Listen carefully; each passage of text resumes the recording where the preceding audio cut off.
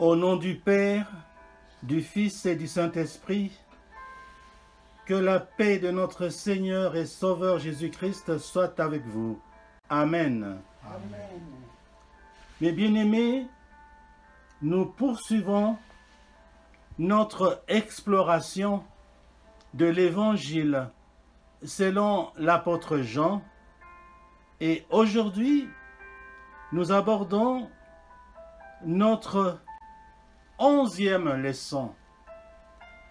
11e leçon. Et cette 11e leçon est intitulée « Venez et voyez ». Venez et voyez. C'est l'appel à suivre Jésus. Venez et voyez. Appel à suivre Jésus. Venez et voyez. L'appel à suivre Jésus. Mes frères et sœurs, pour explorer plus en détail le sujet de notre 11e leçon, nous nous appuierons sur le texte écrit dans l'Évangile de l'apôtre Jean au chapitre 1 et nous allons lire les versets 35 à 42. Bien-aimés, je prie celles et ceux qui le peuvent de bien vouloir vous lever pour honorer la parole de l'Éternel. Merci. Voici la parole de Dieu, écrite dans l'Évangile de l'apôtre Jean, au chapitre 1, versets 35 à 42. Le lendemain, Jean était encore là, Jean le Baptiste était encore là, avec 2 de ses disciples, et ayant regardé Jésus qui passait, il dit, voilà l'agneau de Dieu. Les 2 disciples l'entendirent prononcer ces paroles et ils suivirent Jésus. Jésus se retourna et voyant qu'ils le suivaient, il leur dit, « Mais que cherchez-vous » Ils lui répondirent, « Rabbi », ce qui signifie « maître ». « Où demeures-tu » Venez, leur dit-il, et voyez. Ils allèrent et ils virent où il demeurait, et ils restèrent auprès de lui ces jours-là. C'était environ la 10e heure. André, frère de Simon, était l'un des 2 qui avaient entendu les paroles de Jean le Baptiste et qui avait suivi Jésus. Ce fut lui qui rencontra le premier son frère Simon et lui dit, « Nous avons trouvé le Messie », ce qui signifie Christ. Nous avons trouvé Christ. Et il le conduisit vers Jésus. Jésus, l'ayant regardé, dit, « Tu es Simon, tu es Simon, fils de Jonas, tu seras appelé Céphas. Tu seras appelé Céphas. ce qui signifie pierre. Amen. Amen. Vous pouvez vous asseoir. Chers frères et sœurs en Christ, le passage de Jean chapitre 1, versets 35 à 42, nous présente un autre moment très important dans le ministère de Jésus. Pourquoi? Mais parce que c'est le moment où il a appelé ses premiers disciples. Jean-Baptiste, en désignant Jésus de Nazareth comme l'agneau de Dieu, incite ses propres disciples à suivre Jésus. C'est génial. Jean le Baptiste a incité ses propres disciples à suivre Jésus. Ce texte nous invite donc à réfléchir sur notre propre réponse à l'appel de Jésus et sur ce que signifie vraiment suivre Jésus. Qu'est-ce que cela signifie vraiment, suivre Jésus? C'est-à-dire que le passage de Jean 1, versets 35 à 42, nous pousse à réfléchir sur trois aspects profonds de notre foi et de notre engagement. Premier aspect, suivre Jésus de Nazareth. Ça signifie quoi? Deuxième aspect, la rencontre avec Jésus. Comment rencontrer vraiment Jésus? Troisième aspect, l'appel à la mission. L'appel à la mission. Être attentif pour savoir quand est-ce que Jésus t'appelle. L'appel à la mission. Ce sont là les trois aspects que nous allons parcourir dans notre enseignement d'aujourd'hui. Premier aspect donc, suivre Jésus de Nazareth. Bien-aimé, Jean-Baptiste, fidèle à sa mission de précurseur, comme nous l'avons déjà dit dans les leçons précédentes, désigne Jésus comme l'agneau de Dieu. Cette déclaration est une invitation à reconnaître Jésus comme le Messie promis, comme le Christ. Les deux disciples de Jean, en entendant cela, décident de suivre Jésus.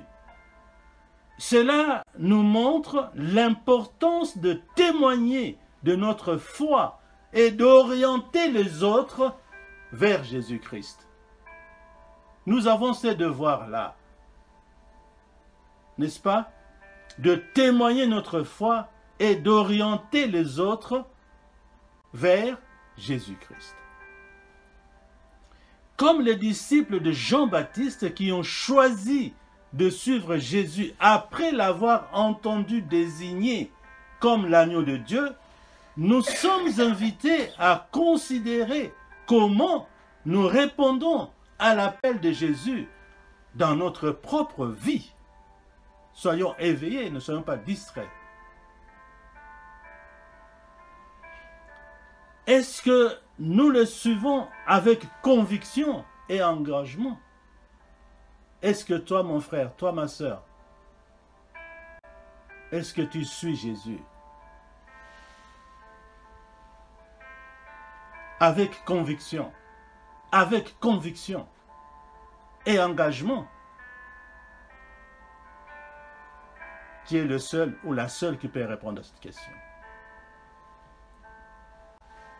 Chers bien-aimés, suivre Jésus ne se limite pas à un simple acte de foi, non. Mais implique une transformation de notre vie. Ça implique une transformation de notre vie. Cela signifie entrer dans une relation personnelle avec Jésus-Christ. Apprendre de ses enseignements et vivre selon les principes de Jésus-Christ. Comme André, qui a immédiatement partagé la nouvelle avec son frère Simon, suivre Jésus inclut aussi de partager notre foi avec les autres, les personnes qui n'ont pas encore reçu Jésus-Christ. Nous devons partager notre foi avec ces personnes-là.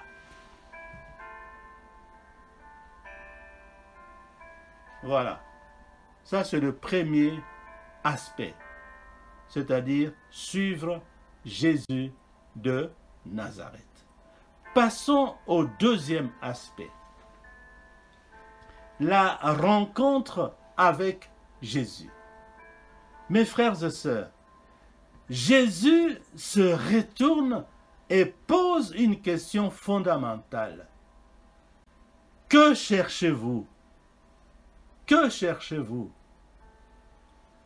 Cette question résonne encore aujourd'hui, nous poussant à examiner nos motivations et nos désirs profonds de rencontrer Jésus de Nazareth.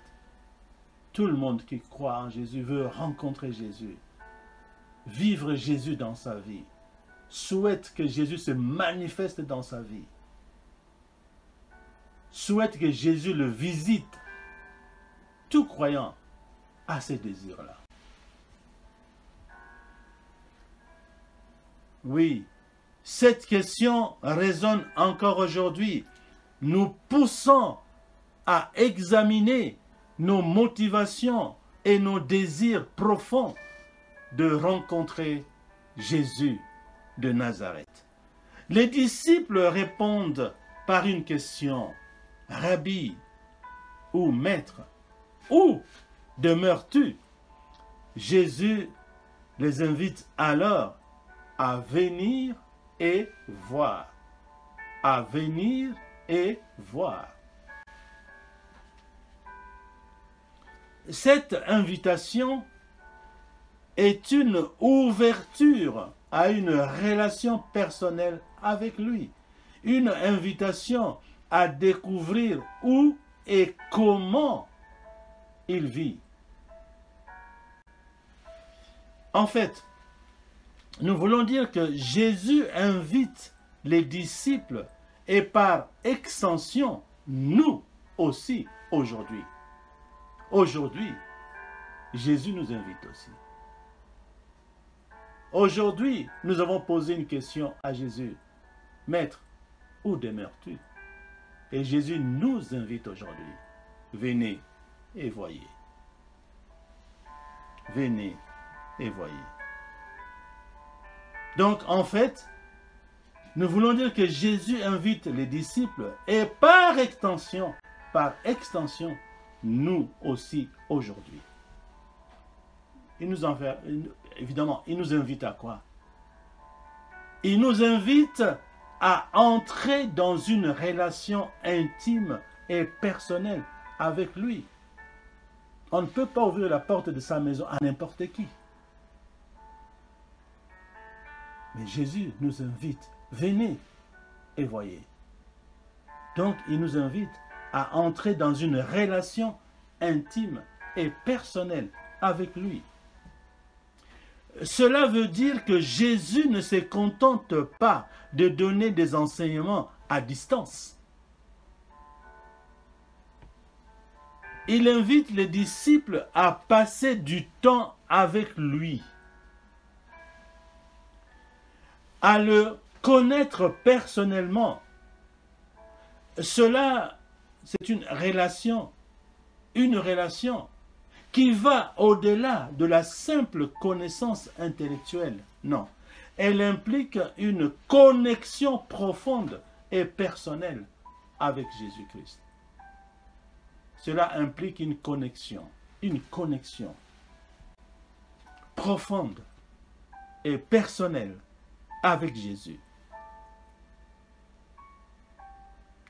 Une connexion profonde et personnelle avec Jésus signifie établir une relation intime et significative avec lui. Mais vous pouvez poser la question, mais comment établir une relation intime et significative avec Jésus? Hein? Comment établir une relation intime et significative avec Jésus? Voici les réponses. Premièrement, il faut avoir une intimité spirituelle. Il faut avoir, je répète parce que c'est important, il faut avoir une intimité spirituelle. Cela implique donc de passer du temps en prière, mes frères et sœurs. Il faut beaucoup prier. Passer du temps en prière, de méditer sur les Écritures, prendre la Bible, lire les évangiles, méditer là-dessus, réfléchir là-dessus, et de chercher à comprendre et à suivre la volonté de Jésus dans notre vie quotidienne. C'est une relation où l'on partage nos joies, nos peines et nos espoirs avec lui. C'est notre ami, c'est à lui que nous racontons toute notre vie. Il ne faut pas avoir plus confiance en ton ami humain. Il faut que nous ayons plus confiance en Jésus-Christ. C'est à lui qu'on doit raconter nos problèmes. Nous devons passer du temps avec Jésus.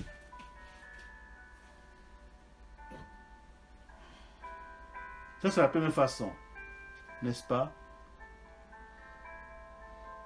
de se connecter d'une façon profonde avec Jésus. C'est la première façon pour avoir une relation intime et significative avec Jésus. Deuxième façon, il faut une transformation personnelle. Une transformation personnelle. Chers frères et sœurs, une connexion profonde et personnelle avec Jésus conduit à une transformation intérieure. Il faut au bon moment. Il faut que tu changes. Il faut que tu changes. En fait, en apprenant à connaître Jésus et en suivant ses enseignements, nous sommes progressivement transformés pour ressembler davantage à Jésus-Christ dans notre caractère et nos actions. Dis-moi qui t'y hante, je te dirai qui tu es.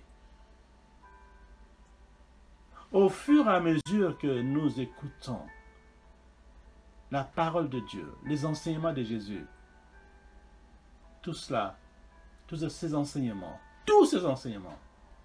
petit à petit, nous transforment.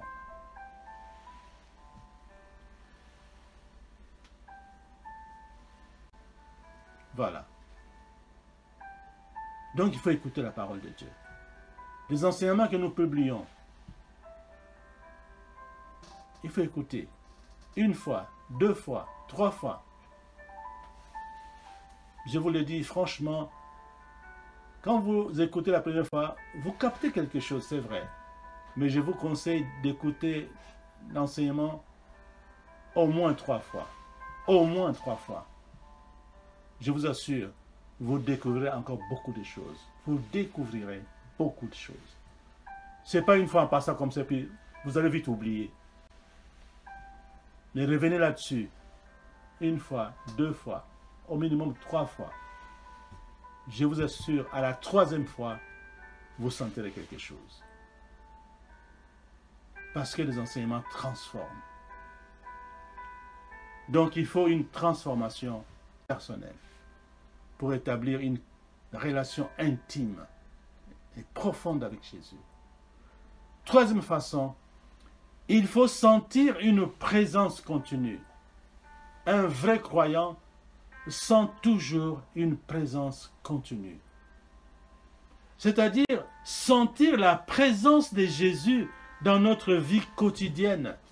Savoir qu'il est toujours avec nous nous guide et nous soutient. C'est une relation où l'on se sent accompagné et soutenu en toutes circonstances. Sentir que Jésus est toujours avec moi, partout où je suis, dans toutes circonstances, je dois penser à lui, à Jésus. Il est là avec moi, partout où je suis, il est là.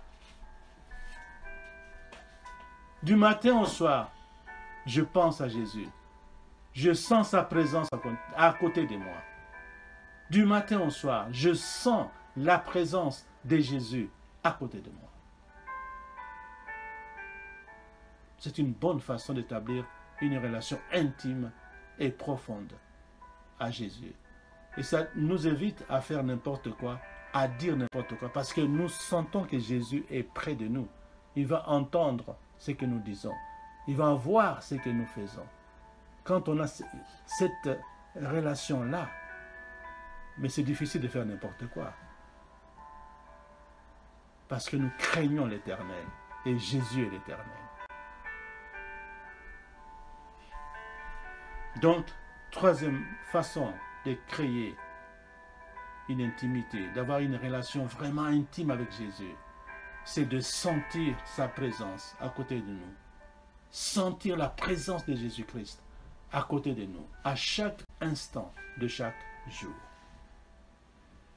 Quatrième façon d'avoir une relation intime et profonde avec Jésus-Christ, il faut être engagé et fidèle. Être engagé et fidèle. Cela signifie aussi être engagé à vivre selon les principes de Jésus, à aimer et servir les autres comme il a fait. Nous devons imiter Jésus, n'est-ce pas? Aimer et servir les autres comme Jésus l'a fait. C'est notre modèle. C'est une relation qui demande fidélité et dévouement. Ah oui. En gros, une connexion profonde et personnelle avec Jésus est une relation vivante et dynamique qui influence tous les aspects de notre vie, nous transformant et nous guidant vers une vie plus pleine et plus significative. C'est ça.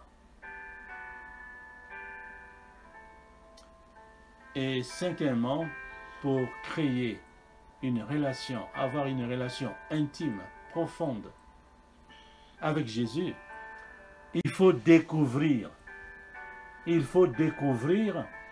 où et comment Jésus de Nazareth vit. Il faut découvrir où et comment Jésus de Nazareth vit. En fait, en invitant les disciples à venir et voir, Jésus les appelle à observer sa vie, ses actions et ses interactions.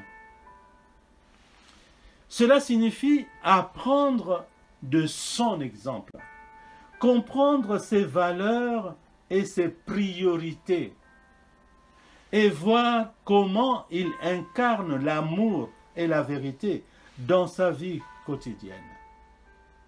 Pour nous, aujourd'hui, cela peut signifier passer du temps dans la prière.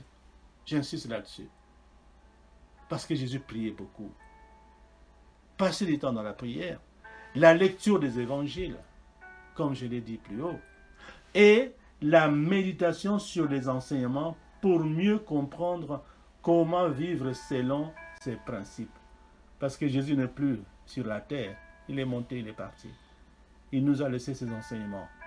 C'est à travers ces enseignements de Jésus, les enseignements de Jésus, que nous connaîtrons la vraie vie de Jésus-Christ. Voilà. En résumé, cette invitation est une opportunité de développer une relation vivante et dynamique avec Jésus en apprenant à vivre comme lui et à intégrer ses enseignements dans notre vie quotidienne. Nous devons intégrer les enseignements de Jésus ou pratiquer les enseignements de Jésus dans notre vie quotidienne. Si tu ne fais pas ça, tu n'as aucune relation entre toi et Jésus. Parce qu'il nous a donné beaucoup de bons conseils. Si nous voulons vraiment avoir une relation intime avec Jésus, nous devons pratiquer ces enseignements. Imiter Jésus, vivre comme Jésus a vécu sur la terre.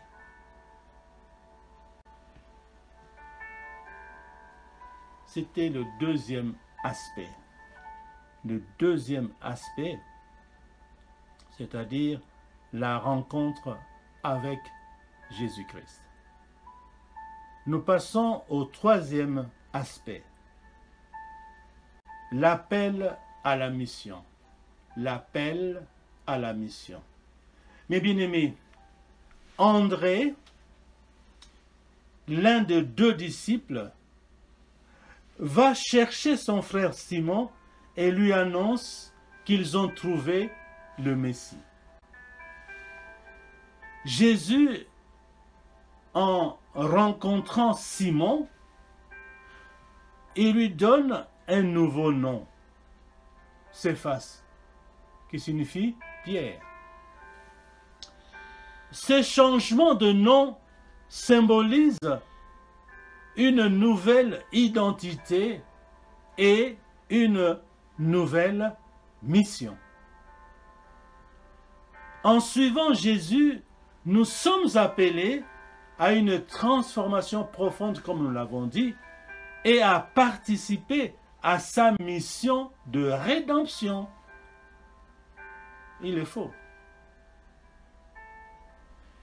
Participer à la mission de rédemption de Jésus-Christ signifie, pour nous croyants, contribuer à l'œuvre de salut que Jésus-Christ a commencé.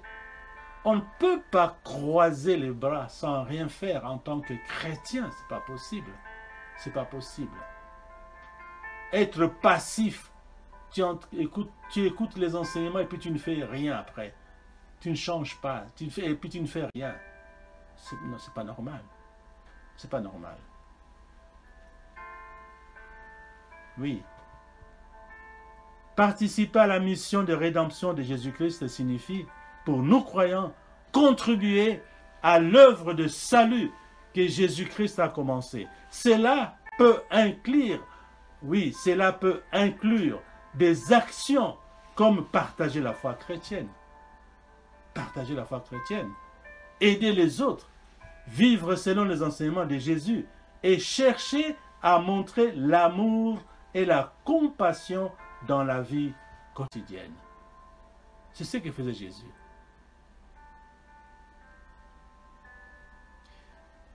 En essence, c'est un engagement à suivre l'exemple de Jésus et à continuer son œuvre de réconciliation et de guérison dans le monde. C'est cela, n'est-ce pas, que nous devons faire.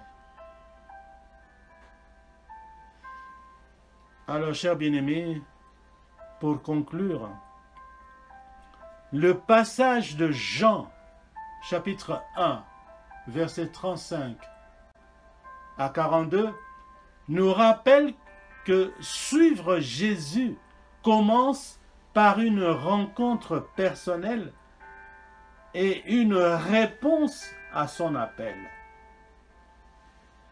Comme les premiers disciples, nous sommes invités à venir et voir.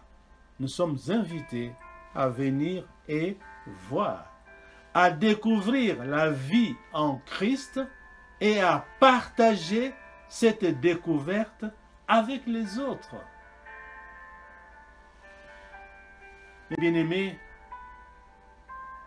je répète, c'est important, comme les premiers disciples, nous sommes invités à venir et à voir, à découvrir la vie en Christ et à partager cette découverte avec les autres, avec les personnes qui nous entourent, surtout bien sûr ceux ou celles qui n'ont pas encore accepté Jésus-Christ comme Seigneur et Sauveur.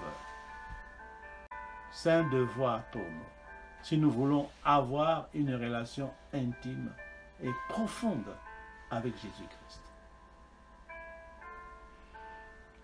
Et bien-aimés, que cette prédication nous encourage à répondre à l'appel de Jésus avec foi et à inviter d'autres personnes à faire de même. Et que l'Éternel, notre Père Céleste, bénisse sa parole au nom puissant de Jésus-Christ. Amen. Amen.